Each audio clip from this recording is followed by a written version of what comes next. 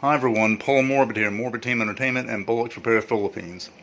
The other day on my YouTube channel, Paul Morbid, a viewer had asked about exposure with a Seconic handheld light meter, an early model.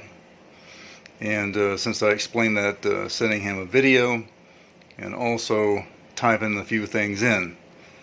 When is clear too clear? The difference between exposure of yesteryear and today.